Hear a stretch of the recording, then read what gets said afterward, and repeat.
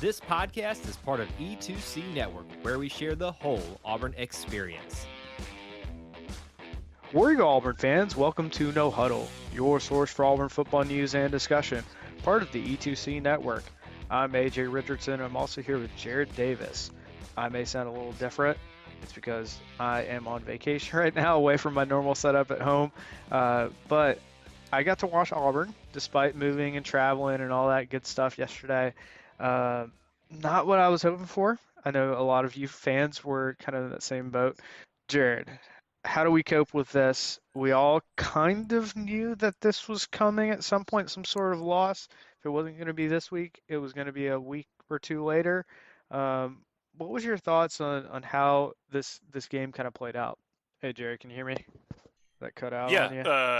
I apologize. I was also using a different mic here. I apologize. You got me, AJ? Yeah, I got you now. Okay, yeah. Sorry about that. Yeah, I would say the overall thought of the game was not good. I mean, that goes without saying. It was, it's like, I think, did we both pick us to lose? I think we did. I had us winning, but only by like 3 points, and I knew it was going to be a toss-up, or at least that's what I thought. Okay. It was not a toss-up.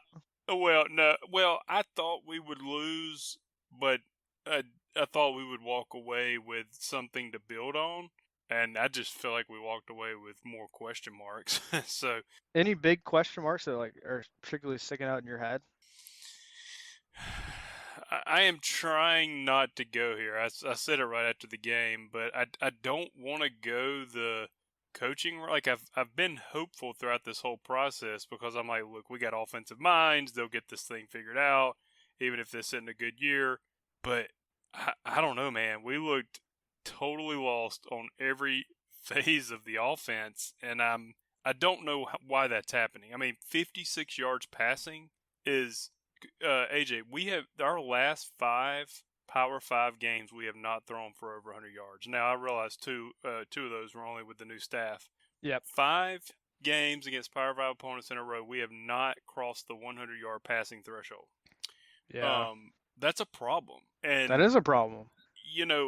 I want to say we'll put, to me, what it looked like, I know I'm going off here, but to me, what it, literally, Thorne almost looked scared. I hate to say that, but so you're like, okay, we'll put Robbie in, but Robbie was a part of that 5 games in a row with no 100 yards, right? So, right. I don't know what the answer is, man. I have no clue. I'm a little scared because I don't know that this can be fixed this year. I know. But yeah, I have a ton of questions to answer your question. So what about you? Yeah. Yeah. So a couple of things, and these were concerns or question marks that this game particularly brought up.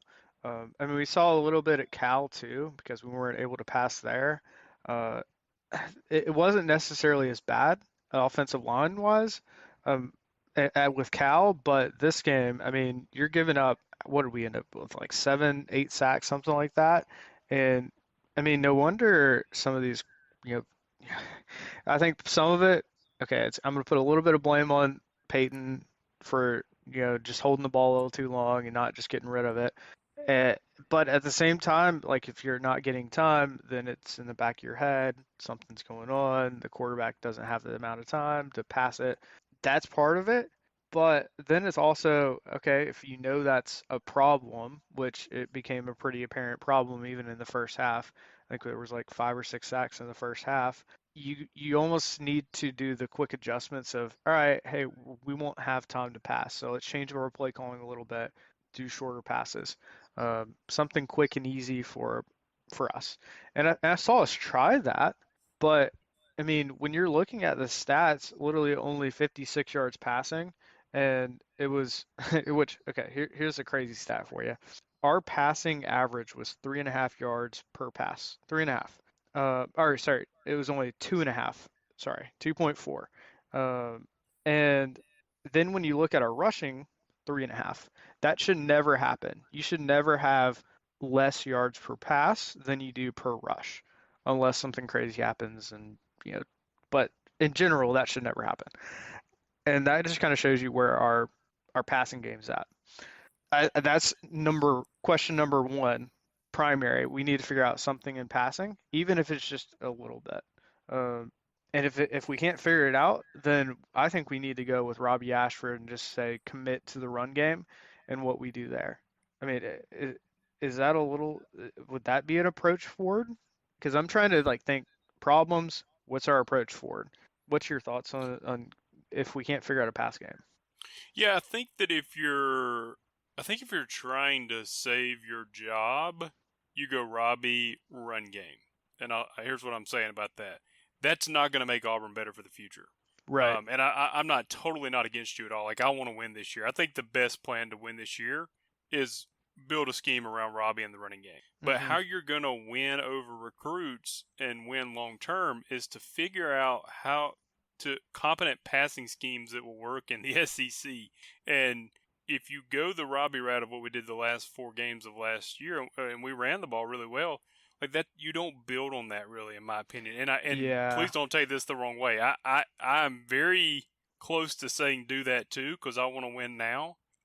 I'll be honest, man. I know that the backup quarterback is always the most popular, right? Always. At some point, you're like, all right, look, if you look at it and say these 2 guys have been given shots, and I don't know that they're the future. Do you not at some point at least give Holden like an entire half and just say, is he either? Okay, now we know.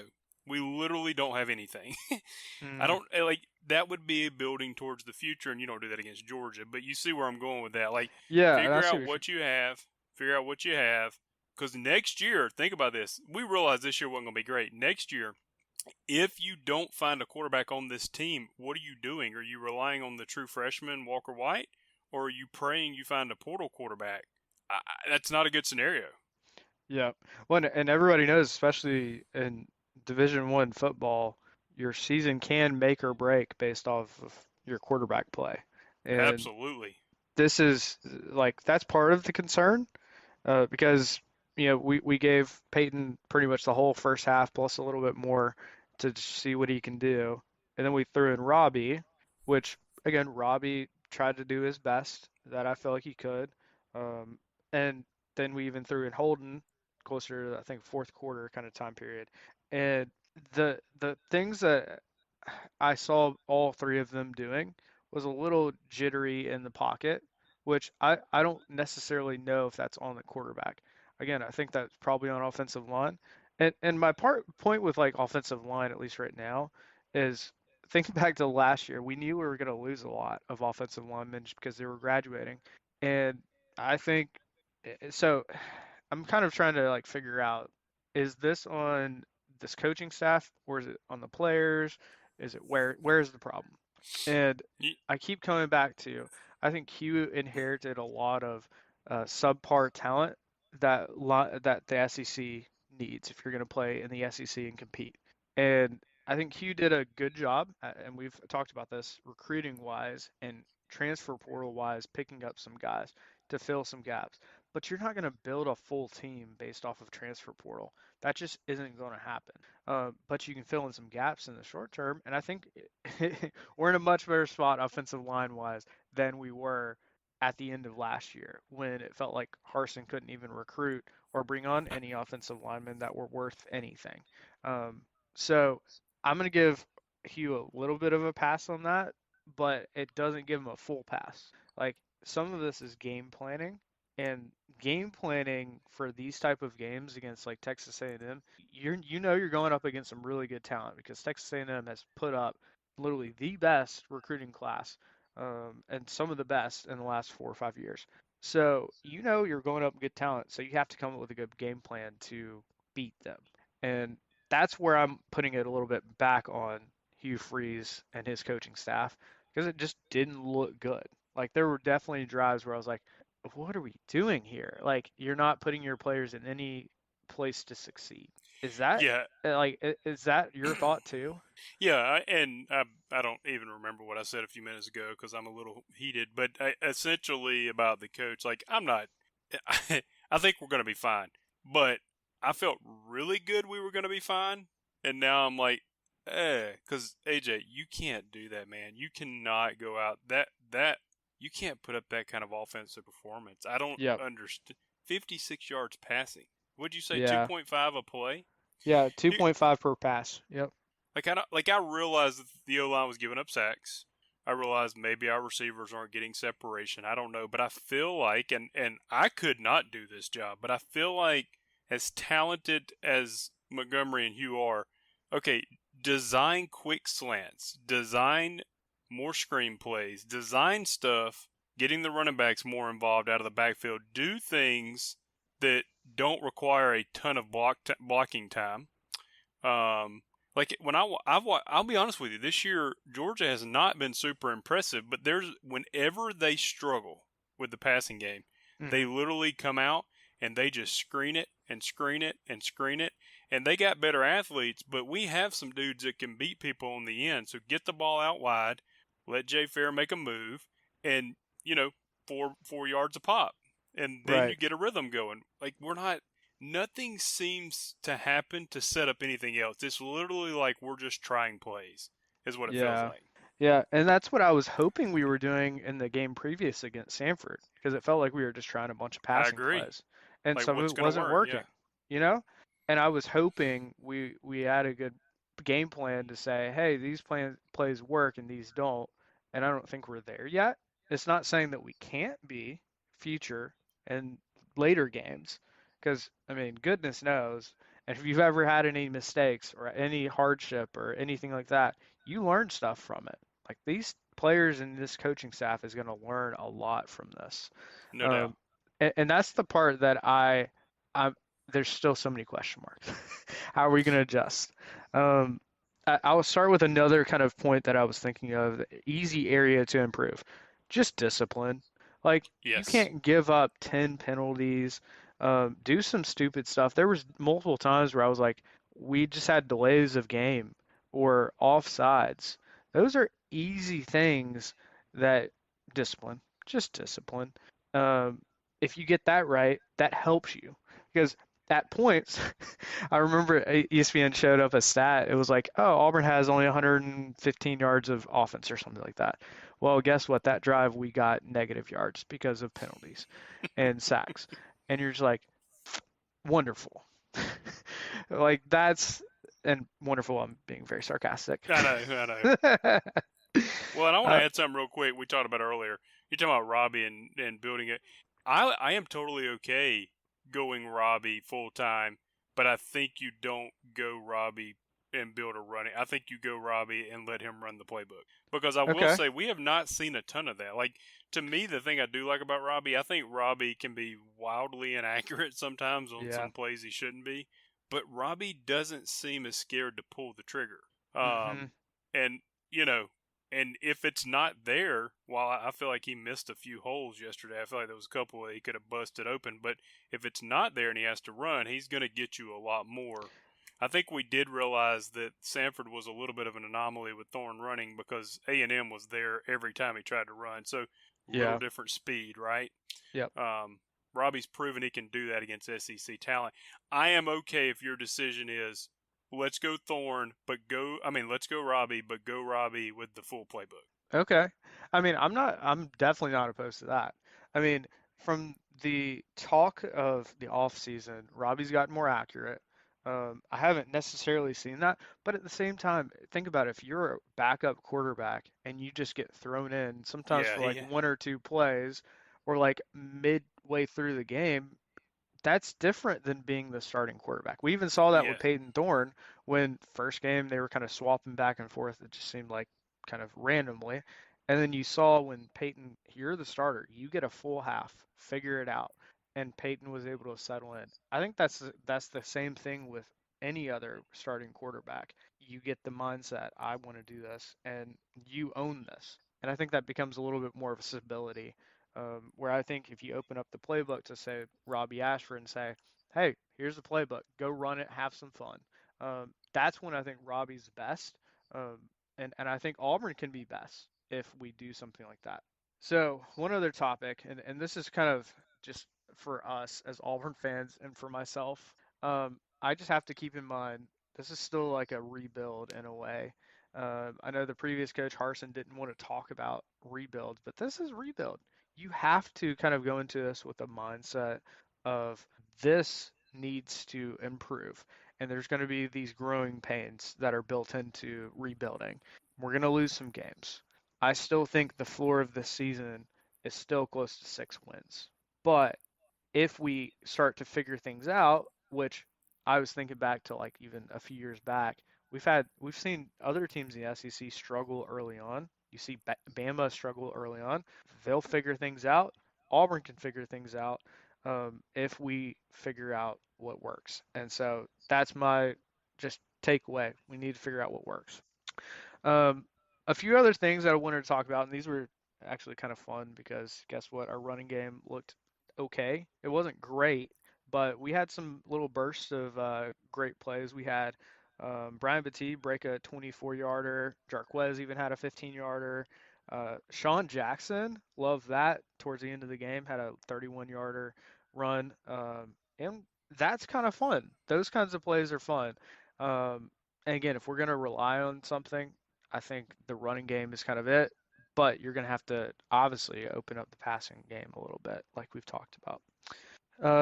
A few other things to talk about. Defense. Man, I'm so thankful again for this defense. I mean, they really kept us in it. Like up until Texas A&M's final touchdown that gave them a 17-point lead over Auburn, our defense was doing what it needed to. I mean, literally our only touchdown this game was because of our defense. And I'm very thankful for them right now. We knew it was going to keep us in a lot of games, and this one it kept us in it a lot longer than I feel like it should have. But that's just because of how good they are. So we'll talk about the highlight here. Obviously, Eugene Asante doing, I'm calling a scoop and score, even though it was like a punch out right into Eugene Asante's hands. And then he just ran it back. You got to love it. But I want to talk about one thing. Jimbo Fisher. How was he on the field? Like, how is that? Like, I've seen people just be like, how is that not a penalty of like sideline infraction or something? Nothing. So, oh wow, because full disclosure, I didn't see the end of the game. Towards the end of the game, my son had a soccer game, so I saw the replay. So they didn't throw a flag. I saw the replay. They didn't throw a flag on him. None. And he's like 5 yards out on the field, and Eugene Asante runs around him. I saw him had to run around him, and yeah, I don't know how that went well. And there's screenshots of like the ref looking straight at Jimbo Fisher's face, and how is that not a penalty?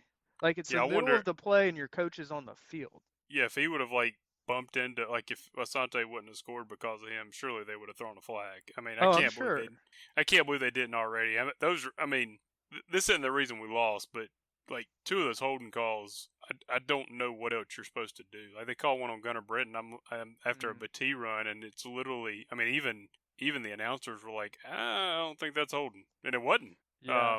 So that didn't cost the game, but it does feel like any big play we get, you're like, oh, okay, that's coming back. Yeah. You're holding your breath for sure. You really are. Yeah. But Asante's the man. I mean, can he play offense too? I wish. I feel like at this point, if he's got the energy, we need him somehow to be like, I don't know if he could play running back, but like, goodness. Yeah, he's something. The one positive so far to come out of this season. I don't know how much eligibility he has left, but he may have none. But he's a good linebacker. Yeah, for sure. And he led our team with 9 total tackles this game. Another one, we've kind of been watching some of the other linebackers just to see how they're doing. Larry Nixon, he also had 5 tackles. He was second on the team along with Marcus Harris. So linebackers are kind of picking things up. Though I did notice I think it was the long run of Texas A&M. That was that like 80-yard run or whatever. Wesley Steiner, one of our linebackers, it looked like he didn't even know where he was supposed to be. And that's one of the if you're a linebacker, you need to fill the gaps. And Wesley Steiner wasn't where he was supposed to be. And that's tough. It seems to be a theme. I hate to say that. Yeah. I can't do any of these guys' jobs, so I hate saying that. But the truth is, that does seem to be a theme. And I will say one other thing I was talking about Asante. I think K and Lee, and again I didn't see the play live. I think K and Lee forced the fumble, so that's pretty. He did. He's the true freshman. So I mean there's some good things coming. The defense.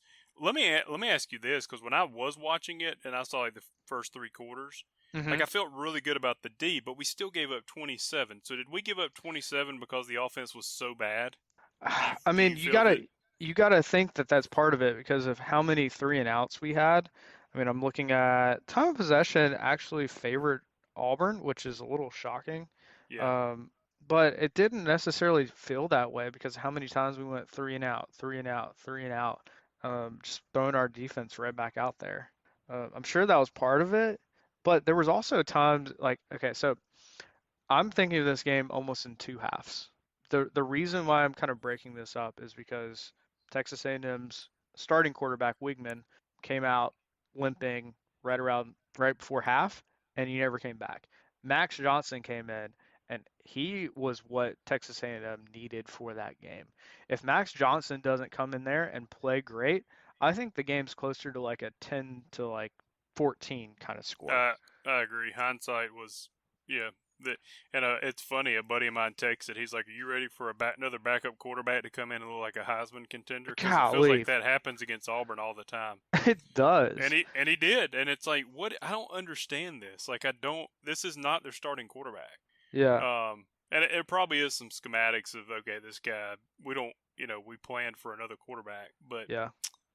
I get the D's not the reason we lost. I think if on another's, even outside of the quick 3-and-outs, like there's 3-and-outs inside our own 30, so our punt they're getting it at midfield or their 40, and Yeah, it's just hard to ask a defense to not give up points when you're giving it to them there. yeah. One, it felt like Auburn was in bad field position a lot of times. Yeah, Like like the whole most, game. yeah, it felt like we never got, yeah, I mean every play. It felt like just getting to midfield felt like a struggle for our offense. And Well, many times our defense was put on its heels, and guess what? Texas A&M got to start at the 50 or the 40 on our side, and it's like that's tough. Well, and I'll say one other thing real quick, and then I'm done. Kind of harping on the coaches, but we got there were 2 other times we could have bare minimum kicked a field goal, and we get inside field goal range, and we called deep drop back passes, and I'm like, Mm, at some point you have to realize this is not working, and yeah, don't at least don't take yourself out of field goal range. I realize you want to try to get the touchdown, but at that it's just not working. So yeah. run it, run it, run it. Maybe you bust a run, but bare minimum you get. I mean, we could have easily had 9 points going into half. You're up 9-6. Different things happen. Yeah, So yeah, definitely. Um, one other thing, and this was just this came to mind during the game because right now Hugh Freeze is not calling plays, and we know that's been like his bread and butter. He's done that pretty much his whole career. This is the first real place where he's not doing that. Do we see a time? I mean, if things start going in the negative real quickly, I think Hugh Freeze starts taking over play calling. Is that do you think the same? I don't know. I'm leaning pretty strongly towards that. yes, I think if it doesn't happen this week, I think it will happen in the bye week. Unless we go into Georgia, I don't expect us to be Georgia, but if we go in there and look like a competent offense and just get beat by a better team, that's what I've expected. I'm like, okay, better team should beat us, but let's go put up a fight. If that Right. happens this week and it was Montgomery calling plays, okay, you let it be. If Montgomery's calling plays and we throw for 56 yards again, you have to change something. Oh yeah, you really do. So one final thing before we get out of here, special teams. Of all the things, minus the one uh, snap punt that went way over Oscar Chapman's head. I mean, I don't have too much bad to say about them. Um, the new punt returner Coy Moore did his job, caught the ball. I think he even had a return of I think it was about 9 yards. Had another return as well, a little bit shorter. Um, Fine. And then Alex McPherson making a 53-yarder. That was a career high for him. What's crazy is I was thinking back, 53 yards for him is probably like a normal size kick for him. Um, yeah, I don't remember if you saw this, but back in high school, he had drained, what was it, like a 60, maybe even longer yard field goal. So he's got the He's pretty leg, good. and it's He's awesome. pretty good. He is pretty good. Oscar Chapman had 9 punts. Whenever you have 9 punts, that is usually not a good sign. But he did average about 40 yards per punt, so not too bad, and a long of 52. Jared, any other final thoughts before we get out of here and finish up or wrap up of the Texas A&M game? No, I just, got to trust that they can get this thing figured out. And so we're going to have to rely on them to do that. And their history says they can. So we'll just keep our fingers crossed. Yeah. The thing that you make a good point, and I hope us as Auburn fans, our hope and our trust isn't going to be crushed. But there has been a good track record of Hugh Freeze kind of bringing things back. And so I remain slightly hopeful, a little less after this game. But that's going to happen with any loss. Losses, we knew they were coming. And this is just kind of the first one that is part of this season and part of this growing process. Because I'm like you, Jared. I'm starting to frame it in. This isn't just about this year. It's about building towards the future. And what does the future look like? And how do we get there? Sure, if we focus on winning one game, that's awesome. But you can't just be focused on one game. You have to be a little bit wider in what is the future of this program. So, Jared, before you get out here, how can the people stay in touch with you? You can find me on Facebook under my name, Jared Davis. And you can find me on Twitter at @JAY_. It's always great to be an Auburn Tiger, and War Eagle. War Eagle. Thank you for tuning in to today's episode on the E2C Network. On your way out, I want to remind you to stop by e2cnetwork.com. It's your one-stop shop for all our content across our podcast, YouTube channel, and much more.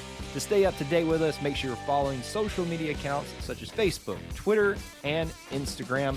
While our content here may always be Auburn sports heavy, if it's orange and blue, it's what we do. War Eagle.